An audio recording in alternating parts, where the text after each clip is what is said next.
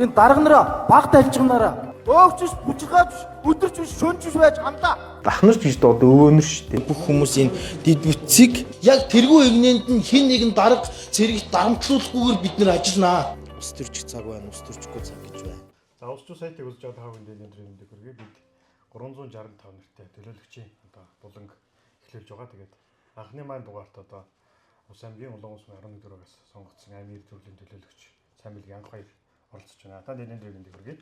За та бүхэнд бас энэ сайтаар дамжуулаад бас үзэж байгаа Ус аймгийн нийт ард иргэдтэй энэ өдрийн мэндийг хүргье. За бидний ярилцлагын гол зорилго бол мэдээж одоо 365 хоног одоо төлөөлөгч болоод сонгогдоод энэ одоо 9 удаагийн сонгуульд төлөөлөгчөөр сонгогдсон хүмүүсийг оруулж ирнэ ажиллаа дард иргэдтэй сонгогч нартай ирнэ ямар ажил хийсэн энэ тайлангаа тавиач гэсэн зорилготой. Эхний асуултыг би танд ерөнхийдөө 11 дугаар баг дээр ирнэ ямар ажлуудыг 25 онд төлөвлөж ямар ажлуудыг хийж хэрэгжүүлв. Одоо 25 он мэдээж Улс аймгийн 100 жилгээд маш завгүй одоо жил өнгөрч байна. За би хоёр дахь удаага аймгийн хуралд сууж байна. 16-аас 20 онд мөн л 11 дугаар багийнхаа ард иргэдийн итгэлийг авч аймгийн хурлын төлөөлөгчөөр сонгогдож исэн. 20-оос 24 он завсарласан. 24-оос 28 оны бүрийн эрхийг хугацаанд бас Улаан улсын 11 дугаар багийн ард иргэдэд төлөөлөлт аймгийн хуралд үзэл бодлоо илэрхийлээд энэ хүмүүсийн эрх ашигыг төлөөлөө сууж байна. Гэхдээ аймгийн хурлын төлөөлөгч гэдэг бол зөвхөн нэг багийн төлөөлөгч биш. Энэ аймгийн нийтлэг асуудлуудыг шийдвэрлэхийн тулд иргэдийн хэлж чадахгүй байгаа үгийг зөвхөн аймагтад төдийгүй усадч хүргэж явах хэвээр ийм хууль ёсны үндсэн хуулийн дагуу сонгогддог юм төлөөлөгч гэж ойлгодог. Тэгээд өнгөрсөн жилийн хугацаанд бас төлөөлөгчийн хувьд яг баг руугаа чиглэсэн гэх юм бол мэдээж 100 жилийн ой боллоо. Манай аймгийн 100 жилийн бас ус даяар үлгэр дуурайл авах үз бас нүсэр хэмжээнд сайн зохион байгуулалттай ийм баяр наадмыг бас бачаргал даргынхаа удирдлагын дор бас нэг баг хамт олон болж бид нар энэ ноогийнхаа арлаа үзэгчтэн маань гэсэн зөвхөн ус хийдгүү ус даяараа бүгд мэдж байгаа. Тэгээ баг дээр маань ихт одоо жишээ нь Гиванбаатарын талбай сэргэн босгосон цэвэр ханивын мөнгөөр мөн зам дагуух одоо явган хүний зам дугуйн замын тогтчлтууд хийгдсэн зэрэг тийм ээ. Хамгийн чухал асуудал бол бид нар бол дид бүтцийн асуудал гэр хорооллын. Тэгээ энэ дид бүтцийн асуудлыг бас улсад сонгогдсон улсын хурлын гишүүдтэйгээ бас хамтран ажилласны хүчинд эдийн засгийн хөгжлийн хамтар бас зөвхөн зураг төсвүүдийн 500 сая төгрөг суулгаж энэ зураг төсвийн ажил явж байгаа. Тэгэхээр энэ зураг төсөв 11-р баг дээр ямар хуу явагдаж байгаа вэ гэдгийг бас компанийн хүмүүсийн зүгээс яг мэргэжлийн хүмүүсээс нь бас асуусан зүг байх тийм ээ. Манай болохоор Улаанбаатарын инженерийн шугамшилжийн шинжилэл өргөтгөл тэгээд миний зам талбай борооны ус зайлуулах шугам, үерийн хамгаалтын хөв зөөрөн байгуулах, үерийн хамгаалтын далан байгуулах, тэгээд ариут татварга, ус хангамж гэсэн хэрэг төвлөрсөн шугамшилжийн өргөтгөлийн ажлуудыг хийж үзэгдэж байгаа. Яг эндээс 11-р баг дээр нь гэх юм бол дулааны өргөтгөх шугам 2 км 800 орчим метр, дулааны одоо байгаа хэрэглээний ирж буцах 5 шугамын өргөтгөлийн ажил хийгдэнэ. Шинээр хийгдэж байгаа шугам нь 260 м, ариут татваргын шугам нь 900 м шугамууд хийгдэхээр зураг төсөвт тусгагдаад явж байгаа. Бид нар ч төлөөлөгч ихээр л бүгдийг мэддэг тийм алба байхгүй шүү дээ. Ямар ч байсан ингээд 4 5 11 6 7 дугаар гэдэг баруун тойргийн маань дид бүтцийн зураг хийгдэж байна. Гүйцээхээр хуучин ч 16-аас 20 онд хийх цааш шүү дээ. Энэ ажлыг гүйцээх мөн дутуу төлөвлөгдсөн зүйлүүд байна. Гэр хорооллын дид бүтцгээд тавьтал одоо ингээд орон сууцны хорооллууд баригдаад ачаалаа дийлэхгүй асуудал байгаа. Эднэрийг бас цэгцлэхээр өргөтгөхөөр бүр дулааныхаа төв магистраль шугамыг 2 дахин өргөтгөхөөр энэ ажлууд явж байгаа. Мөн дулааны станц 2 дугаар станц маань өргөтгөл хийгдэж байгаа. Ингээ хашаа бариад эхэлсэн байгааг хүмүүс харж байгаа тийм ээ. Улсын төсвийн 15.9 тэрбум төгрөгөөр энэ өргөтгөл баригдаж байгаа. Үүнд бас Ус аймгаас сонгогдсон тий улсын хурлын гишүүд, сайд дарга нарын оролцоо зүтгэл их байгаа. Эрчим хүчний сайд жижигсарнгаас эхлээд заяа баг гишүүнээс эхлээд тийм ээ. Одонгийн цогт хэлэх гишүүнээс эхлээд Ус аймгаас сонгогдсон гишүүдийн манаас оролцоо итгэвч хамгаалтын үүднээс энэ ажил урагшилж байна. Өргөтгөл ер нь одоо 2 дугаар дулааны станцын өргөтгөл баригдана гэж. Тэгэхээр өргөтгөл баригдсанаар энэ баруун тойргийн одоо дид үтсийн асуудлууд маань ер нь хэдүүртэй шийдэгдэхээр ер нь харж зорж байна. Тэрдгээ бас асуумаар. Ер нь бол биднэрт анханасаа төлөвлөө хийгээд араас нь гэр хороол бий болгосон, байшин хороол бий болгосон бол 100% шийдэх боломж байгаа. Биднэрт баригдсан гэр хороол энэ гудамж юуны араас энэ ажлуудыг хийж байгаа учраас зарим газруудад дид бүтц очих боломжгүй байна. Үнийг хашаан дундуур явуулдаггүй хүмүүс өмчлөлдөг тий. Уг нь бол энэ чинь нийтийн дид бүтц гэдэг чинь нийтээрээ хэрэгжиж тэр үр ашиг гардаг юм багхгүй. Энэс нэг айлын хашаа холбоод болчдөг юм шиг. Тэгэхээр иймэрхүү иргэд төрийн үл ойлголцлын асуудлаас болж зарим иргэдийн бас ухар мөчт шийдвэрээс болоод зарим газар үнэхээр дид бүтц хүрэлцэхгүй очихгүй ийм асуудал байгаа.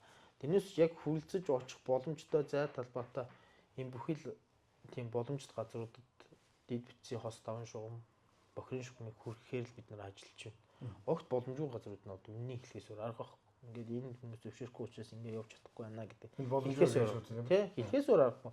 Зураг зурж тэнд бас мөнгө үрж тэнд тендер зарлаж тий. Ингэж бас төсвийг үр ашиггүй зарцуулах эрх бидэнд байхгүй. Тийм болохоор зарим газруудад үнэхээр хүрэлцэхгүй байх. Ер нь бол нэг 80% таа бол шийдвэрлэхийн тулд зорж ажиллаж байна. Баруун төргийн зам байна одоо тавигдаад сайхан ашиглалтнаар сайхан замтай болсон. Ер нь нөгөө уг нь юугаар бол энэ чинь 27 онд баг ашиглалтаар болсон тий. 100 жил гээд энэ жил бас нэлээд шахаж ажиллаулаад компанидаа зөвшөөрсөн баг. Энэ тухай бас мэдээллээ. Ер нь увсын 100 жилийг увсын төсвөр хийчлээ гэдэг янз бүрийн юм яригдсан. За яг зарим нэгэн хүн өөрийнхөө нэрийг тодруулах хэрэг буруу зөв мэдээлэл өгсөн байж магадгүй. Тэрнээс нь болоод ингээд сэвэгцэн зүйл байж магадгүй. Үнэн чанартай бол яг 100 жилийн ной босгон дээр улсын төсвөөс манай аймгийн төсвийг чинь 16 тэрбумаар хасаад орсон шүү дээ. Тэгэхээр 16 тэрбум төгрөгийн дутагдaltaал бид нэр 100 жилийн байгаа тэмдэглэсэн гэсэн үг. Харин энэ аймгаас сонгогдсон улсын их хурлын гишүүд хуучин Бачаргал дарга агсны маань бас хичээл зүтгэлийн ачаар зарим ажлуудыг бол хурд туслуулсан. Жишээ нь баруун төргийн зам байгаа. 27 оны 7 сард ашиглалтанд орох гэрээтэй байсан. Тэгээ энийг наашлуулж татаад төсвийн наашаа суулгаад Бачаргал дарга маань хөөцөлдөж байгаад энэ төсвийг наашаа энэ ундаа багтааж энэ зам ашиглалтанд орж энэ чинь 4 5 11 2 дугаар баг гэсэн юм дөрвөн багийн нутгаар дайрсан маш том бүтээн байгуулалт байсан. Энийг наашлуулж энэ жилдээ багтааж оруулж чадсанаар бас дагууд нь одоо нэг зогсоолын асуудлыг шийдсэн шүү дээ. 4000 машин зогсоол шийдсэн. Тэн дээр одоо зунд нь бол одоо спорт одоо хүүхд залуучуудын чөлөө цагаан өнгөрөх спорт зуны спорт цогцлбор хийх ийм зураг төсөв бас явж байгаа. Иймэрхүү олон ингээд дам дамаа шатлсан олон асуудлуудыг бас улсын хурлын гишүүдтэйгээ аймгийн удирдлагууд маань хамтарч шийдвэрлэж чадсан. Үүний хүчин ч 100 жил маань сайхан болсон гэж бодож байгаа.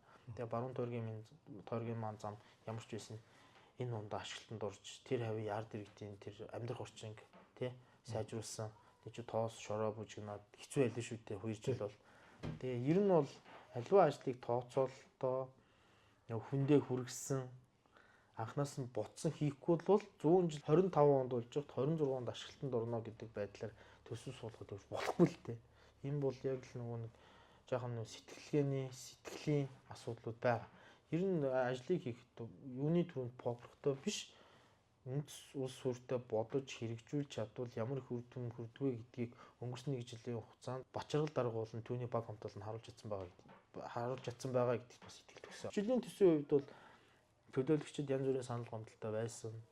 Гэхдээ төсвийн мөнгө маш хүрэлцээ багтаа мэдээж аймагуудын одоо улсын төвлөрүүлэх орлогыг хэдэн тэрбумаар нэмсэн. Манайд ихч бараг 8 тэрбумаар нэмсэн байсан уу та. Иймэрхүү байдлаар бүх юм дээшээ тогтолцоотой байх үед бид нар бас дотоод нөхөс бодолцоогоо дайчлаад бас энэ аймгийнхаа тулгымцсан асуудлуудыг шийдвэрлэхийн тулд явсан.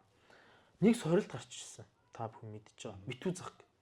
Энэ битүү зах бол 2014 онд ашиглалтанд орсон миний санаж байгаагаар. Тэгээд анх л одоо төр зах байж болдгоо маа, төр үйлчлэгээ эрхэлж болдгоо маа.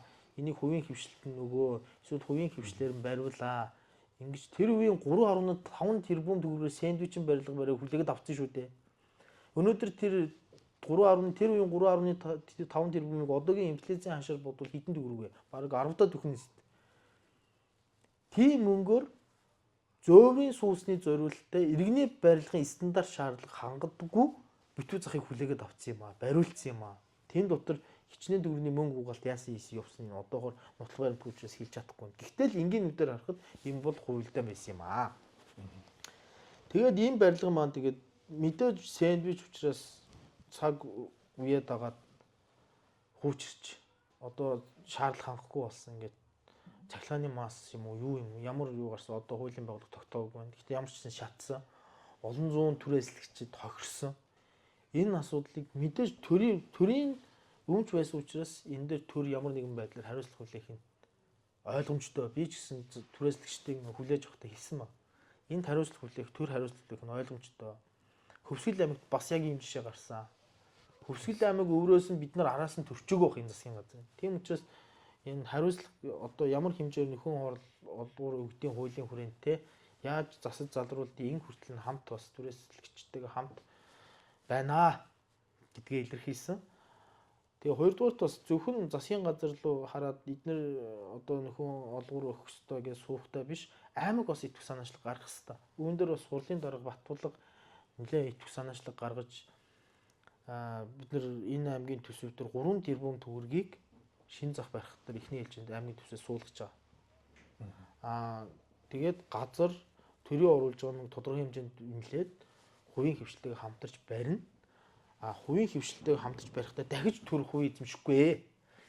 Энд оруулсан мөнгө газрын мөнгөө жилд нь сүйтгэж гаргуулж авах уу? Эсвэл түрээслэгчд мэдээж хохирсон байна тийм ээ. Төрөөс нөхөн олгож байгаа хэмжээнд ингээд түрээсэн дээр нь сүйтгэж хөнгөрүүлэх маягаар явах уу гэдэг юм хоёр сонголт байгаа. Гэхдээ эхлээд ямар ч байсан энэ төслийг хэрэгжүүлэх компани шалгараг. Тэрний дараа төр яаж оролцохоо ярилцсан. Гэхдээ ямар ч ихний ээлжинд бид нэр аймгийн төсөв дээр 3 тэрбумыг суулгаж чадлаа. Төлөөлөгчд маань бас ойлголоо. Бас захын энэ нөхцөл байдлыг тийм ээ. Тийм учраас бас үрдөнтэй төсөв баталсан гэж ойлгож байгаа. 25 онд одоо улсын 100 жил гэдэг том дустайр сайхан одоо тэмдэглэж харуулсан. Энэ дээр яг одоо бас асуухын зүйл морины комиссийн дараагаар та ажилласан. Энэ бол хурдан морины одоо зохион байгуулалт гэдэг бол одоо бүх наадамд л одоо хил ам дагуулдаг, аргаан дагуулдаг, хэмжилтээс эхлээд өндөр намд одоо сонгомол Монгол гэдгээс ялгаад ингээд маш их асуудал дагуулдаг. Бас асуумаар.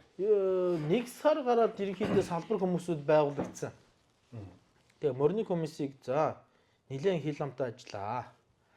Хамгийн хил амтай хүнийг нь тавина гэж хагаад Бачаргал дарга маань бас морины уяачдын холбооноос ч бас санал тавьсан юм бил. За ингээд анх хоёроор морины комиссийн дарга тавилъя гэдэг. Тэгээд нэг морины комиссийн дараагаар тавиад энэ ажлыг авч гараа гэж үүрэг болгосон.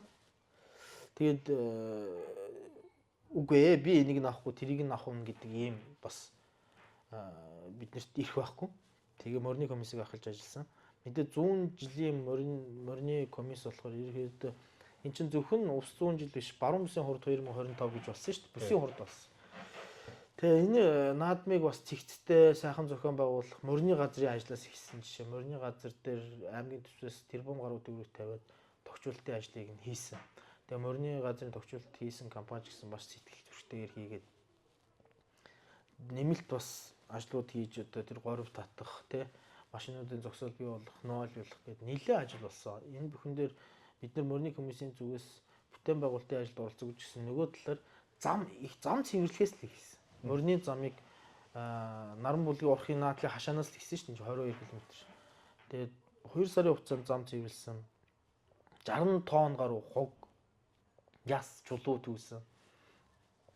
Гуу жалга дарсан, 70 өргөтлөж сэтэлсэн тий. Маш их ажил орсон. Юунд бас онцгой байдлын газар, гайлын газар, увсад за тий Наран булг сумын засаг даргын тамийн газрын хамт олон дүүцүүлэхийн цэргийн хаалганы залуус маань гээд маш олон хүний хүч хөдөлмөрөөр энэ морины уралдааны замыг аюулгүй одоо хүүхдэд тий хүүхд хүнсэнж бэртэхгүй моринд хөл авчихгүй шиг ийм стандарт болгохын тулд бид хүчээр зүтгэл гаргаж ажилласан. Үүний үр дүнч гарсан гэж бодож байгаа. Нэг аюултайгаар унаж бэртээд гэмцэн хүүхд алга тийм ээ. Зарим нэг харамсалтай тохиолдлыг бодвол ер нь бол сайхан аюул услгүй наадам боллоо гэж ойлгож байгаа. Түүний дараа зохион байгуулалтын асуудал байсан. Морин дээр нэг үгүй хэлэхэд ерөөсөө дандаа дош дошны атманууд ирдэг. Сумынч бай, аймгийнч бай, улсынч бай одоо биел гэсэн нөхдүүд л ирж байгаа юм л да. Морь дандаа нөгөө мөнгөтэй төгрөгтэй морь сонирхдаг. Одоо ингээл аймгийн ойд 3 өрөө байр хандвилчихсан л аймгийн наадмын бүх медаль игээд өгчихсэн хөшөө босгочихсан хүмүүс морьдоо уралдуулах гэд ирж байгаа. Тэгээ энэ дөр нэг л зарчим байсан тавьсан. Хэмжин нэг л хэмжин. Нэг л хэмжээ. Тэгээд орвол орно. Орохгүй бол хасна.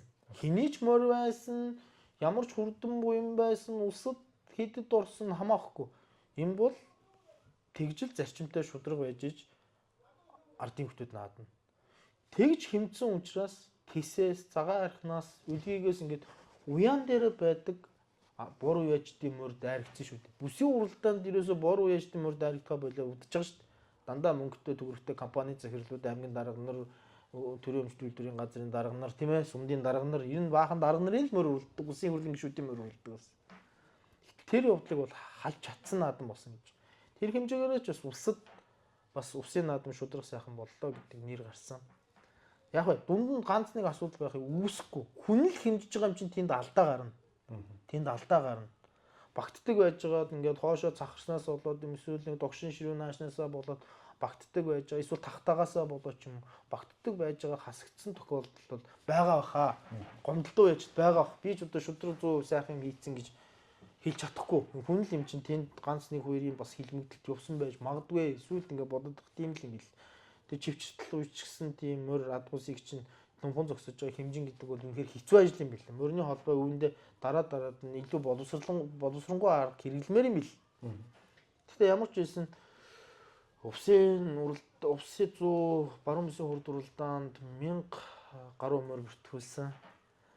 Зарим нас нь 100 мөр бүртгүүлчихэд 30 мөр чуулсан тохиолдол байгаа. Тийм шүү дээ. Тэ.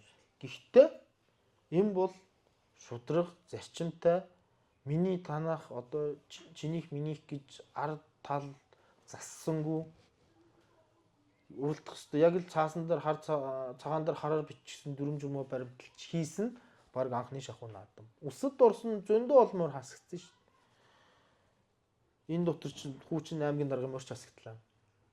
Уурлаад явж ирсэн чи ингэж болохгүй шүү дээ гэдэг. Үгүй яг тийм үнэхээр цагаан дээр хараар бичсэн дүрм журм сантиметрт багтаагүй юм чи одоо тэгээ хасгаас барахгүй.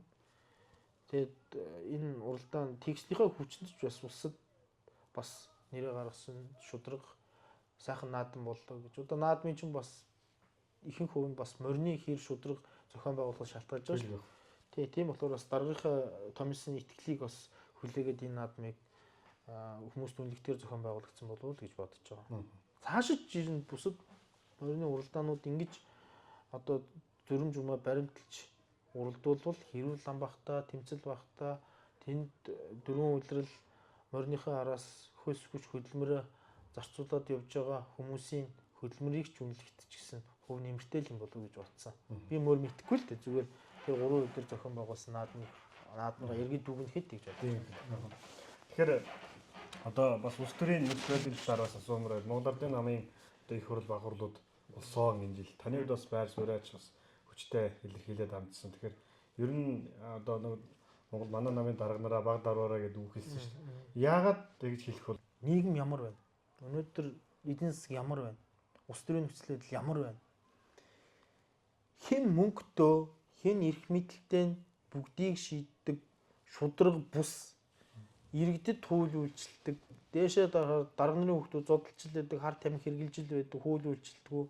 Нэг төрийн албаа агч бичгийн цаас дутаахаар авилгалтай тэмцэх газрын үүдэнд дуудагддаг мөртлөө сайд дарга нар хідэн тэрбумаар нь асуудалд холбогдоод байхад сайд дарга хийгээл яваад байдаг. Ер нь бол аймгийн хурлын төлөөлөгч бай, Монгол Ардын намын баг хурлын гишүүнч бай, энд ард иргэдээсээ, намын гишүүдээсээ сонгогдсон албан тушаал. Сонгогддог албан тушаал их уулаасаа баг тойргоос. Тэрнээс хэн нэгэн дарга томилдог албан тушаал биш байна.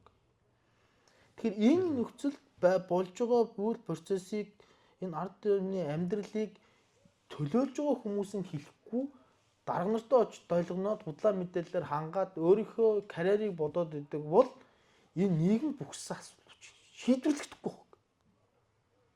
Тийм учраас би хийсэн. Урдлын засгийн газар ч хийсэн. Энд чинь Жонкогийн засгийн газар аа. Нүүрсчдийн засгийн газар гаа. Энэ засгийн газар ч удаан орсон тогтох боломжгүй. Бүх юмыг PR-аар авч явж болдгоо маа. Бүх юмыг эвлүүлсэн нэвтрүүлгээр авч явж болдгоо маа. Ард түмний амьдрал хэцүүдлээ гэж хэлж лээс. Зандан шатарын засгийн газрыг ч би олигархуудын засгийн газраа гэж ярьслаа өгч та нархаар. Ингэснээрээ магадгүй миний хувийн карьерт ч юм уу улс төрд хортой байхаа. Гэхдээ улс төргөө бол нэг амьдрахгүй өнөө маргааш төвчих гээд байгаа хүн алгаа.